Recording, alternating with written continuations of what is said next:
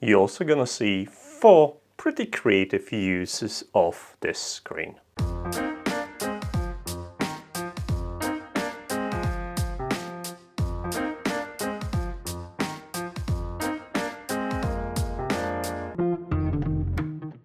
Hey there, I'm Matt and welcome to my estate. And by estate I mean screen estate because we're talking about a portable screen. And don't be fooled, this is actually 4K display. Oh, you probably know this because that was a part of the title of this video. And I bought it for completely different reasons.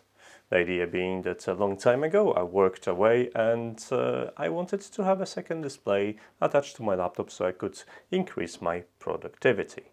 Because the best way you can increase the productivity is to get yourself a monstrous 4K display, which, as you can see, this is a 32-inch BenQ display which I use on a daily basis. Seriously big and really productive, unlike me. So if you want to bring the same experience to a laptop and you want to see 4 incredible use cases since my original plan didn't work, keep on watching.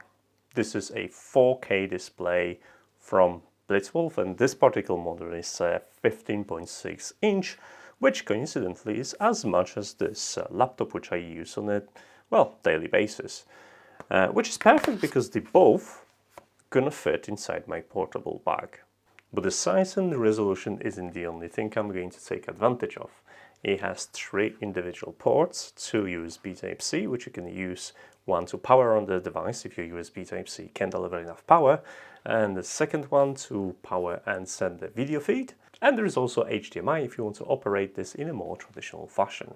Ever since I've changed my job and I'm no longer banished to a far lands, I didn't think I need a portable screen. But life has proven me wrong and I found really cool 4 use cases. A couple of months ago I reviewed a toner microphone and microphone stand, and there is a video in there if you're interested.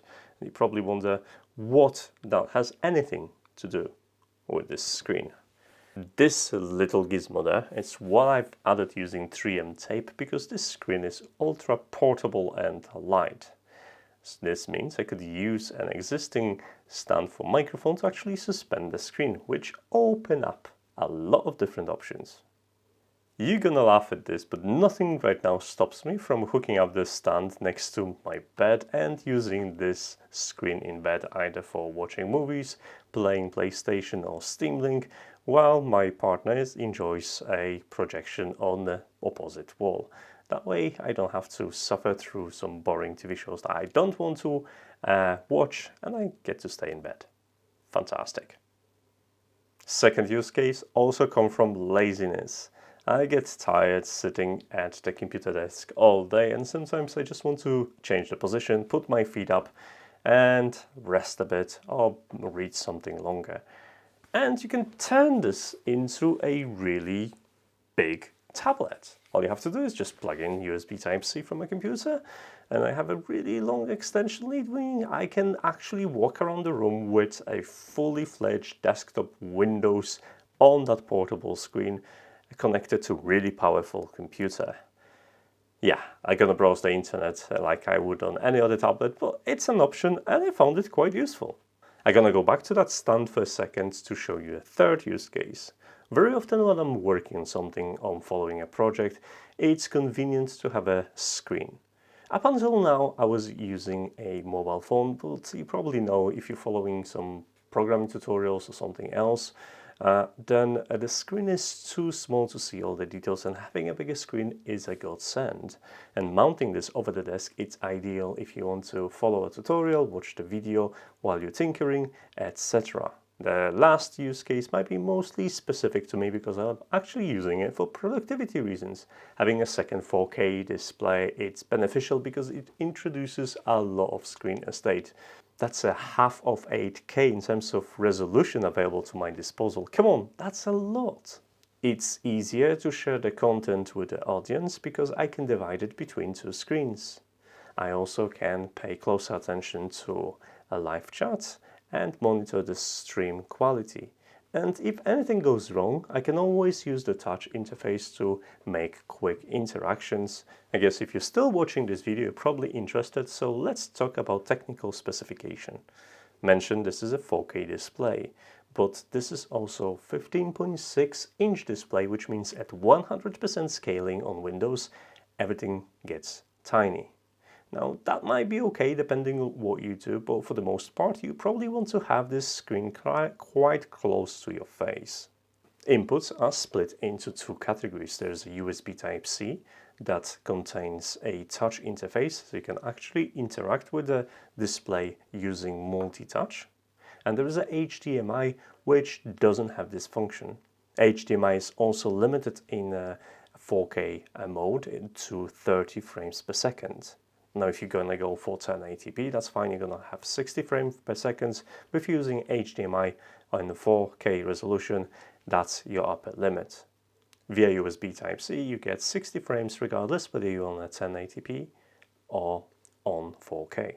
One of the biggest advantages is the on-screen display for settings. It's touch enabled, which means you don't have to play with those fiddly buttons. There are 3 buttons for volume, brightness and for on-screen display. For the most part, you'll be using a touch interface to change the values. It's super convenient, and I really wish all monitor manufacturers would support this. The screen is powered via USB Type-C. This is how you deliver the power to the back panel, and it requires 5 volts and 2 amps. It means you should be able to power it with a USB charger or even a laptop. If you're using USB Type-C cable, then you can deliver that all via one cable. But if you're using HDMI, you have to add the power source separately. Because the display steals one port from you, it comes also equipped with a USB hub. On one side, you've got USB-A, so you could extend it to anything you want, and this is 3.1 port, really nice. And on the other side, you can still take advantage of USB Type-C if you want to daisy chain more devices. At the back, you'll find speakers, which, let's face it, they are not too good. But there is a headphone jack if you want to extend the audio this way. With default settings, color grading is terrible. Now, I was actually looking at the image and I was scratching my head and was thinking like, really? Is it really that bad?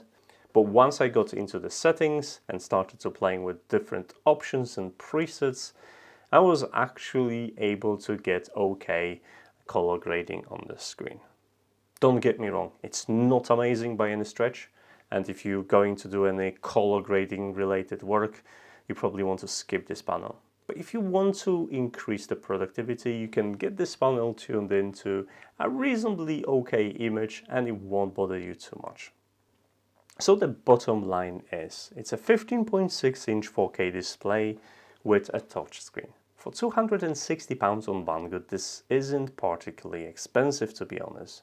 And the only problems I've encountered are the light bleed in one of the corners. It's not too big, so it's okay.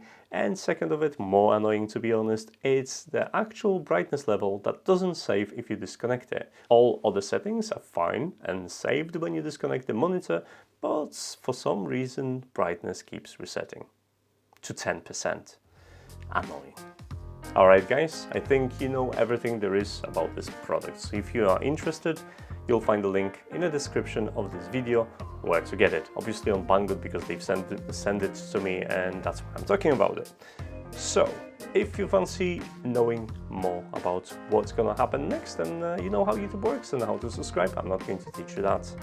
But also I'll tell you that I have a social media which you probably want to follow if you want to get more information and notifications whenever the new content is out. As for now guys, thanks so much for watching and I'll see you in the next video. Take care. Bye.